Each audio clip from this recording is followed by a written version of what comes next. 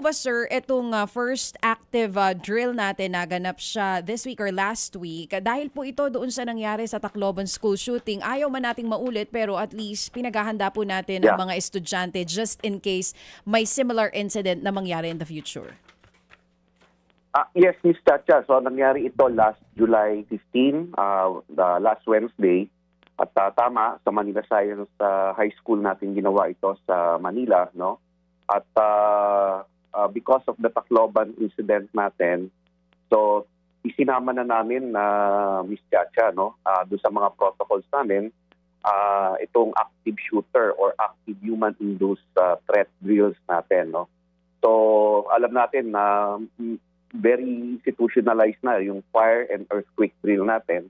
Pero ito yung hindi natin talaga nabigyan ng pansin dahil hindi naman natin nakala na pwedeng mangyari ito, no, sa ating mga paaralan. So yung active shooter drill na ginawa natin sa Manila Science last Wednesday is basically to gather more information, no, at para nang sa ganon mas patibayin at palakasin pa natin yung protocol natin on this kind of incidents. Oo.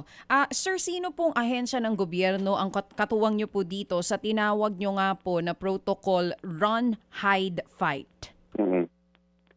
Basically, PNP, Miss Chacha, no, ang kasama natin dito. But of course, hindi lang dapat PNP and DepEd ito. Kasama din natin noong drill natin. Kasi after the drill, nagkaroon po tayo ng workshop. So, para mas holistic yung ating approach, hindi lang yung actual incident, but what happens also after the incident. So, nandyan po yung tinatawag natin yung mga psychosocial interventions natin. And at the same time, syempre, Ms. Chacha, importante yung prevention talaga, no? Yung preventive measures para hindi na umabot dito. So, maraming naging partners dito from other government agencies and of course private sector and non-government organizations. Ito pong gumaganap na active shooter na nakikita natin sa video, mula po ito sa hanay ng PNP.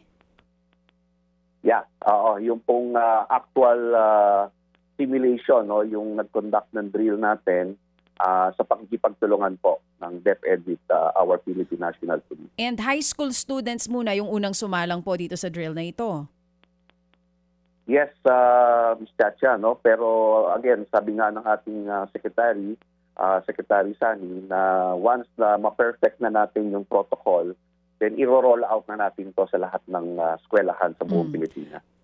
Kung mali po ako, no, correct me if I'm wrong. Tama po, sir, ang earthquake drill talagang ginagawa po ito taon-taon sa lahat ng mga eskwelahan po natin yan sa mga pampubliko at pribadong schools. Ito po bang active threat drill natin? Ganun na rin po ang mangyayari ngayon? Sinimulan lang dito sa Manila Science. Sige po. We'll make it a standard na, Ms. Chacha, no? Katulad nung frequency ng pag-conduct natin ng fire and earthquake drill. So gagawin na rin natin regular.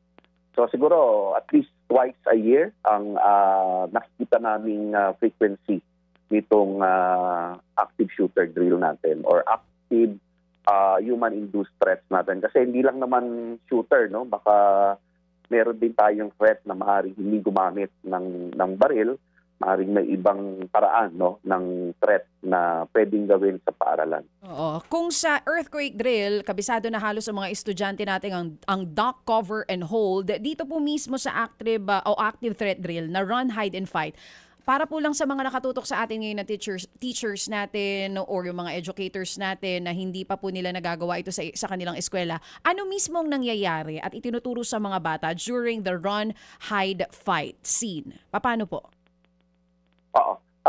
Siyempre, Miss Chacha, iba-iba yung senaryo, no, na maaaring mangyari. Maaaring nasa loob sila ng classroom. Kung kailan nangyari yung threat, ay maaaring nasa loob sila ng classroom. At maaari rin naman nasa labas sila. For example, may recess o may activity ang school. So, dito natin papasok yung prinsipyo ng Run, Hide, and Fight, no? So, kung sila ay nasa labas at andiyan na yung imminent threat, no? So kailangan talagang tumakbo, no? At ang takbo, kailangan yun din yung pinapractice. Saan ba tatakbo? Saan ligtas na lugar? Pinakaligtas na lugar talaga pagdating sa ganitong sitwasyon ay of course pumasok sa loob ng mga kwarto, no? So that is when the hide principle comes in, no? At doon sa height talaga, nakita natin doon sa simulation natin, locking the doors at isara ang ilaw kung maliwanag at hanggat maaari takpan yung mga bintana dahil ayaw natin na magkaroon ng visible line of sight, no, yung threat natin o yung shooter natin if that is the case. Mga kapatid, patuloy po kayong tumutok sa 105.9 True FM para sa totoong balita, impormasyon, music and entertainment. Mag-subscribe sa aming YouTube channel at podcast at sundan nyo kami sa Facebook, Instagram, X at TikTok sa True Network PH. Bisitahin din po ang aming official website, truefm.ph. At panoorin din kami sa True TV Signal, Channel 19. Kami po ang 105.9 True FM. Laging true sa'yo, kapatid.